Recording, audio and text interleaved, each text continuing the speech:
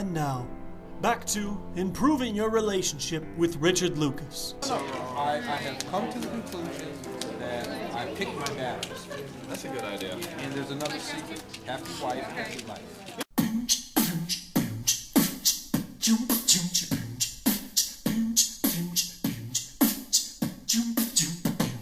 You're Reggie Rocket with my nonsense and hopeless Pokemon projects. You won't stop till you're about to the top with all the hot tips. Hit with the metagame train, the reigning top kids at the top of his game, and you can't hit on top this. You want the best tricks? I suggest you Prof-it. You want a mess split? I suggest you Prof-it. Once we started rolling, you know you can't stop it. Let's go and get some lessons from JWittz and Prof-it. Yeah!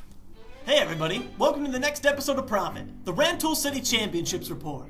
Now I could sit here and tell you that you're all great, and that you need to click subscribe, and that you need to give me 5 stars. Or I could skip all that and get right to the report. Sound good to you? Because it sounds good to me. So my buddy Robbie Skeffington picked me up around 8:30 for 9 o'clock registration.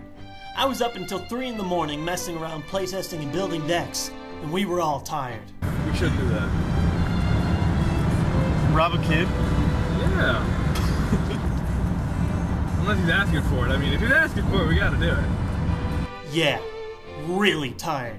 We head on the road, I pick up an SD card for the camera, and before I knew it, there we were. Check out all the people. The Champaign area events are normally not so populated because of their distance from most of the players in the area, but we got more than 50 people. The tournament organizer was Ryan Alperstein, but we all know him as Balados. He won the Professor Cup a couple years back, and he always runs fun events with a buttload of free stuff. So remember my past couple videos where I talk about Shuppet and its massive turn 2 damage output? Well, I couldn't turn down that ridiculous possibility, so I decided to bust Shuppet out one more time. Mimes, unknowns, and all. Here's my personal Rantoul City Championships experience. Let's take it to the playing field. So round 1 is announced, and I'm up against a kid I haven't met before named Nick with Gyarados Octillery. For once in my life, I actually go second, and I'm ready to tear it up.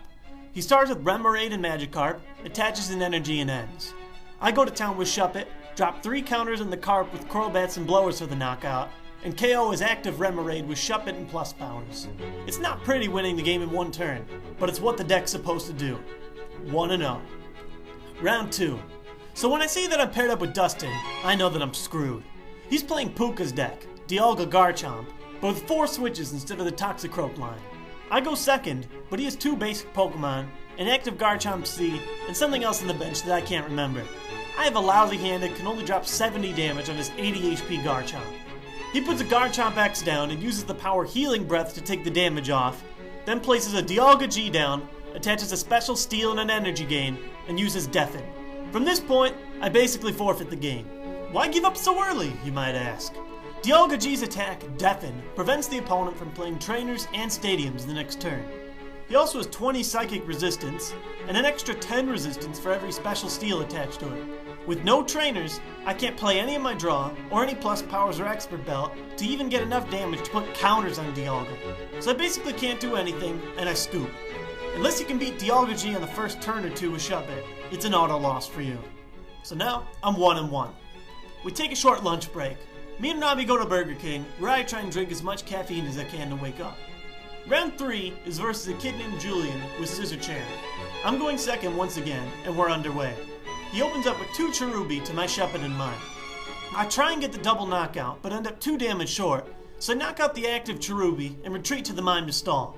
He spends almost the entire game trying to build enough energy to get through the mime, and by the time he gets his first knockout, I take the last prize. My confidence is restored in Shuppet, and I move to 2-1. Game 4 is versus my buddy Robbie Skeffington himself, and I know it's gonna be ugly. He's running Shuppet as well as me, plus a couple of different techs. He's running a Bannet in case he runs into Mewtwo X, Speed Stadium to draw more cards, extra warp points, and the Spiritomb I took up in the last tournament. None of us want to play the match because we know it's going to go down to a coin flip.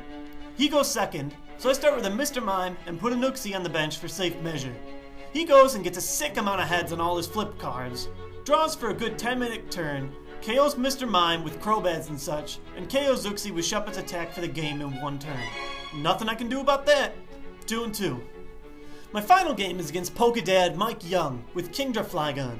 The list sounds completely crazy, but he apparently took the deck to top 16 in our nationals, so I withheld my judgment. I start with Shuppet, go second, and go knockout crazy. The move of the game was KOing a Vibrava with expert build on it to shut down his setup. He can't beat the Mr. Mime wall, and I take all my prizes and de-evolute a Kingdra for the game. 3-2. So I go over 500 again, but no top cutter prizes for me once more. In juniors, we had Regigigas beating Salamis. In seniors, Ben Moscow with Flygon Weavile beat Luke with Flygon Dusknorth Spiritomb. Our master top 4 consisted of Flygon Machamp, Blaziken Luxray, Dialga Garchomp, and Shuppet.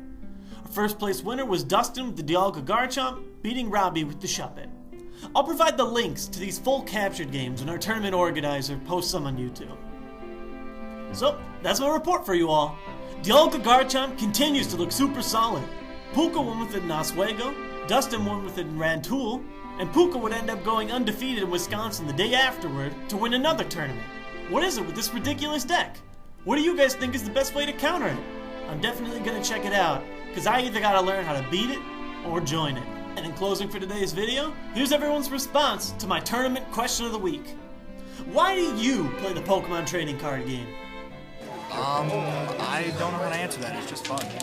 Personally, it's because Pokemon is the coolest thing ever. And people you meet, it's a fun game.